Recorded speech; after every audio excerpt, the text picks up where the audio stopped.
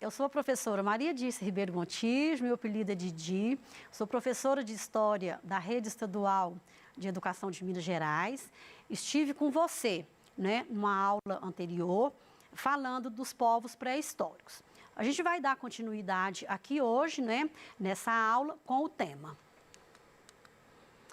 a sociedade sedentária, né, até a formação do nosso Estado. Bom, na aula anterior, né, a gente viu que os nossos ancestrais, num primeiro momento, eles eram totalmente nômades. Que isso significa o quê? Né, que eles tinham que sair, né, frequentemente de uma região para outra, né, buscando a sua sobrevivência. Isso por quê? Né, porque ou a comida ali escasseava, ou o clima ficava muito rigoroso, né, muito frio, aí então eles tinham que sair para outros locais em busca de alimentação e de um clima melhor, né, para a própria sobrevivência deles.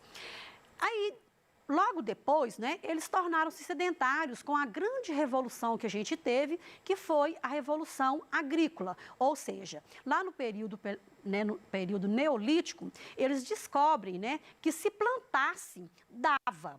Eles descobrem, então, a agricultura e eles começam, então, a plantar, né, e colher o que eles precisavam para estar se alimentando. E também começou ali, com o sedentarismo, a criação de animais domésticos, né, que servia tanto como alimentação, como ferramenta para estar ajudando nos seus trabalhos na agricultura. Com isso, então, né, se o homem tornou-se sedentário, começou-se a formar as vilas, né, depois as cidades, e com isso, né, vai surgir um Estado, né, que precisa ser organizado. Eu trouxe aqui uma imagem bastante bacana, né, de uma imagem mesmo, de um desenho de um homem pré-histórico, né, que, né, fazendo uma sátira que ele já num computador, né, para a gente estar chegando na modernidade. Bom, nessa aula, então, a gente vai estar vendo, né, as formas de organização social e política que são as bases, né, de um Estado. No final da aula, você, né, deve compreender o conceito de democracia e suas variáveis como forma, né, de legitimação do poder e da representação popular. Né, porque um governo, né, para ele ser bem feito, ele, na verdade, ele precisaria de ser democrático. E essa democracia, ela precisa de ter uma representação popular, que somos nós, né, nós enquanto povo, representando esse governo. Aí eu faço a pergunta para você. O que você entende por democracia? Você já parou para pensar nisso? Se não, vamos pensar juntos aqui agora. A palavra democracia, ela tem origem lá na Grécia Antiga. Demos, que significa povo, e kratos, poder, autoridade. Então, a palavra, né, democracia, ela significa o quê? O poder vem do povo, emana do povo, né? E não quer dizer governo pelo povo, mas sim eu, enquanto povo, governando. Pode estar no governo de uma pessoa só, ou um grupo de pessoas, e ainda, né, tratar-se de uma democracia, desde que o poder seja do povo. Isso não importa, tá? O fundamental é que o povo escolhe, né, ele tem que escolher o seu representante ou o seu grupo de representante. Eu dou um exemplo para vocês. Aqui no Brasil, a gente vive uma democracia e essa democracia, ela é representativa, né? A gente tem um presidente da República, a gente tem uma Câmara de Deputados e Senadores e a gente tem também o Supremo Tribunal, que formam os três poderes que a gente tem, né? Que é o Judiciário, o Legislativo e o outro poder, né, que está, né, nas mãos do povo. Bom, as funções, então, de poder, elas são delegadas por quem? Enquanto eu, como pessoa, eu estou dando o meu voto, eu estou delegando aquela pessoa a estar, né, fazendo, me representando lá junto a esse governo democrático. Bom, e a democracia moderna, ela surgiu de onde? Né? Vocês vão estar vendo futuramente, lá no 7º, 8º ano, né, quando vocês chegarem lá e que é breve, vocês vão estar vendo que os ideais, né, dessa democracia moderna, ela veio lá da Revolução Francesa. E essa Revolução Francesa, ela dava para a gente que os ideais da democracia tinham que ser baseados na liberdade, na igualdade e na fraternidade. Que isso, né, essas três palavras, seria realmente o símbolo da democracia moderna.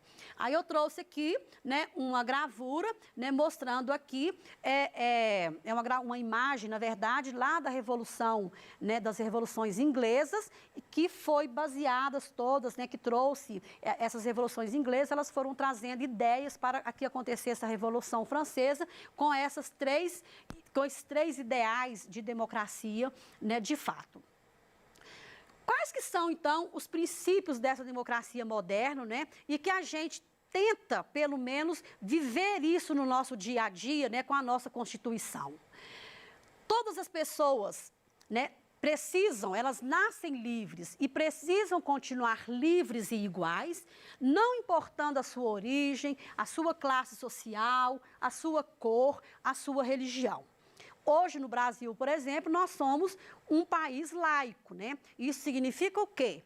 Que o Estado é separado da religião. Eu, enquanto pessoa, eu tenho a liberdade de fazer a minha opção, né, de religião. Eu não tenho que seguir, né, o que era até aqui no Império Brasileiro, que o Estado, a religião era vinculada ao Estado. Hoje não, nós somos laicos. Eu escolho a religião, a seita que eu quero seguir. Aqui tem uma gravura muito bacana, né, que é a democracia, que é a possibilidade do exercício político por parte do povo. Bom, a nossa democracia, né, eu falei da democracia moderna, porque isso foi lá na Idade Moderna. Agora, falando da nossa democracia, né, contemporânea, eu vou começar aqui falando que ela surgiu, né, lá. Os preceitos dessa democracia contemporânea, ela já vem de tempos antigos, porque ela surgiu lá na Grécia Antiga, isso lá na história antiga mesmo, tá? O sistema, né, de governo, onde o poder de tomar decisões e atuação está na mão do povo. É como a gente vive hoje, né? Nós temos o poder de voto, né, que nem sempre foi assim, porque nós vamos estar passando por etapas que teve momentos que nem todo mundo votava, mas hoje não. Hoje eu tenho a capacidade, qualquer pessoa, né, tem o poder de voto, de estar lá e colocando quem ele quer, né, ou votar em quem ele quer para ele estar sendo representado por aquela pessoa. E dentro da democracia contemporânea, os governos também, eles ampliam o direito de voto, né, minimizando as restrições que impedem a participação popular ou a participação da população na política. E é claro, isso é uma vantagem para eles, né? Porque se eu minimizo, eu enquanto deputado, não é isso? Eu voto para que determinadas classes não pudessem votar, eu estou o quê? Estou diminuindo o poder de voto da população. E essa pessoa poderia ser um votante meu.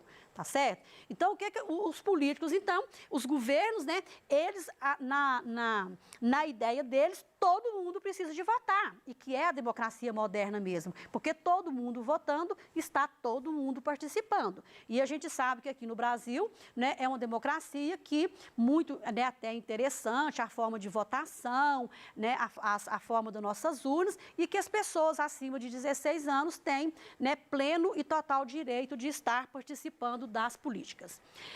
Trouxe aqui uma imagem da nossa Constituição, né, que foi de 30 anos da Constituição, da nossa Constituição brasileira. Nela foi promulgada em 1988, né, logo depois que a gente saiu de um regime, né, um outro tipo de regime de governo, mas foi uma Constituição muito bem feita. Ela está em vigor até hoje no Brasil, né, e que a gente vai estar vendo alguma coisa para frente aqui agora. Bom, essa democracia contemporânea, que é a nossa democracia, né, aqui no Brasil, ela é concebida, né, dando e garantindo todos os direitos fundamentais, né, a uma pessoa para que ela exerça o seu papel de cidadão, ou seja, a sua cidadania.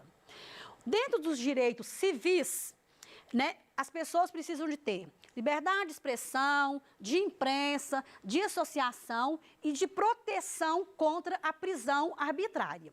Isso significa o quê? Se chegar alguém e falar, ô Didi, você tá presa, eu tenho o direito, tá certo, de me resguardar, de falar não, o que está acontecendo, né, que eu não posso, né, ser preso porque eu não fiz isso, tal.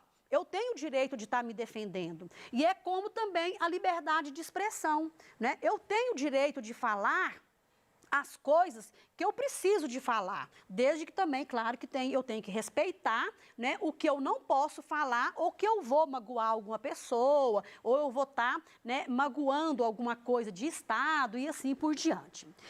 Dentro dos direitos políticos, eu, enquanto pessoa, tá certo? Eu tenho o direito de votar e tenho o direito também de me candidatar, né? Você, né, ainda é bastante novinho, mas quando você tiver 18 anos, se você quiser ser um político, você pode ser vereador, você pode ser deputado, você pode ser o presidente do Brasil, não tem problema. Você tem esse direito, é resguardado esse direito para você dentro da nossa Constituição.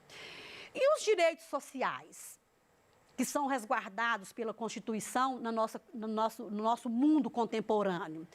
São aqueles que são relacionados à educação, à saúde, à alimentação, moradia, segurança, né, tem mais um monte de coisa aí nessa parte social. Aí nós vamos estar vendo aqui, né, que claro que tem muitos desses direitos sociais que às vezes eles são resguardados pela Constituição, mas às vezes eles não são, né, adotados, né, integralmente como precisariam. Mas pelo menos a tentativa, né, eu entendo, né, como professora, que a gente tem isso, mas que ainda precisa melhorar bastante essa questão, né, desse amparo nessa parte social por uma grande parte da população brasileira que às vezes ainda fica um pouco subjugada, né, de tudo que essa Constituição nossa garante. Aí a nossa democracia, então, a gente pode falar que ela existe, os tipos de democracia. Eu vou falar aqui a democracia, né, direta, é uma forma clássica de democracia, né, que foi exercida desde a antiguidade lá também, né, lá pelos gregos, mas principalmente em Atenas, que era a cidade democrática mesmo. Lá naquela época não havia eleições, mas havia um corpo de cidadãos que legislava, né, em nome de toda a população daquele local. Então, ela é uma democracia, né, direta. Na democracia direta, então, os cidadãos não delegam o seu poder de decisão, tá? Eles ajuntam um grupo de pessoas fazendo essa democracia e aí, então, as decisões são tomadas através de assembleias, tá? De assembleias gerais, né? Nós temos poucos países no mundo que adotam, né, ainda isso, mas se não me engano, a Suíça é um dos países que tem essa democracia direta. A democracia indireta ou representativa é a nossa aqui no Brasil, tá? No sistema, então, nós elegemos os nossos representantes, como eu já coloquei, a gente elege o presidente, elege a Câmara de Deputados, elege os senadores, elege os prefeitos, os vereadores, e essas pessoas, elas estão lá no poder me representando porque eu dei o meu voto a ela. Desse modo, então, né, os cidadãos, eles teriam seus direitos assegurados por essas pessoas que nos representam. E a gente sabe que, às vezes, a gente vota numa pessoa e nem sempre, né, sai aquilo que eu espero. Mas o desejo, era o meu desejo, né, que fosse resguardado todos os direitos aqui dentro dessa Constituição. Bom, a democracia brasileira, então, né, fazendo um resuminho aqui, ela vai surgir de verdade no governo do Getúlio Vargas, tá? Vocês vão estar vendo isso com clareza lá no 9º ano, que é, né, dando sequência no conteúdo de vocês quando vocês estiverem lá no 9º ano. Ela sempre foi uma democracia, né, indireta, ou seja, representativa. O voto é obrigatório, né, para os cidadãos da faixa etária entre 18 e 65 anos, né? Como eu falei com vocês, acima de 16 anos, a pessoa tem o direito ao voto, mas ele não é obrigatório, e acima de 65 anos também, a pessoa tem o direito de votar, mas é um voto que ela dá se ela quiser, ela não tem a obrigação. E o voto é facultativo, então, aqui, né, para 16 ou 17 anos e para idosos com mais de 65 anos. Eu trouxe aqui, ó, um preâmbulo, né, da Constituição brasileira, que inclusive vai ter uma atividade, né, que para vocês que vai ser em cima desse preâmbulo, né, que fala o seguinte: nós, representantes do povo brasileiros, reunidos em Assembleia Nacional Constituinte para instituir um Estado democrático, destinado a assegurar o direito, né, o exercício dos direitos sociais e individuais, a liberdade, a segurança, o bem-estar, o desenvolvimento, a igualdade e a justiça.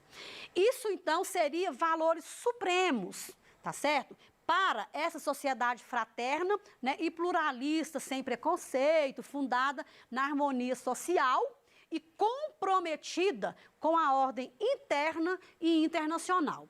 Isso aí, então, seria o quê? A solução pacífica, né, das controvérsias, né, que promulgamos sobre a proteção de Deus, a seguinte Constituição da República Federativa do Brasil. Isso aqui é um preâmbulo, né, que está lá na nossa Constituição. Eu trouxe porque vai ter uma atividade que você vai fazer em cima dela. Para a gente refletir, né, eu trouxe aqui para você, se você tiver dificuldade, converse com o seu pai, com sua mãe ou com o seu responsável, tá? E troque uma ideia com eles até você estar voltando para a sua escola. Porque quando você voltar, você vai ter também, né, a liberdade, a opção de estar conversando com o seu professor a respeito dela. É uma charge do Miguel Paiva, né, que coloca aqui, né, essa charge foi publicada no dia da promulgação da nossa Constituição, né, brasileira em 88, tá? E ela fala o seguinte, dá para ver que é uma família de pessoas pobres, não é isso? Que não tem nenhum teto para morar, e aí o moço, né, o rapaz, lendo, né, para a esposa dele, ele coloca: todo brasileiro tem direito à moradia. Aí a esposa, né, pergunta para ele: agora lê aquele pedaço bonito que fala da comida, saúde e tal. Então, quer dizer, é uma sátira, mas que eu gostaria que você discutisse isso daí com, né, com o seu responsável, com o seu pai, com sua mãe, e depois leve para discutir com o seu professor lá na sua escola, quando você retornar às aulas. A atividade, então, que eu vou estar deixando aqui para você é o seguinte: segundo a Constituição, de que forma é definido o Estado brasileiro? Como será que foi definido pela nossa Constituição de 88 o Estado que a gente vive hoje, né, aqui no Brasil? Aí eu vou pedir para você, né, que você volte lá naquele slide do preâmbulo, né, que eu li ainda há pouco, né, dê uma estudada nele, peça ajuda, né, para o seu pai, para sua mãe, para o seu responsável, ou procure na internet, pesquise um pouco mais para aprofundar, tá certo? E aí você vai responder no seu caderno para levar para a sua escola, né, quando retornarem às aulas, essa perguntinha: quais são os princípios que sustentam, né, essa nossa democracia aqui no Brasil, que está contida na nossa Constituição brasileira?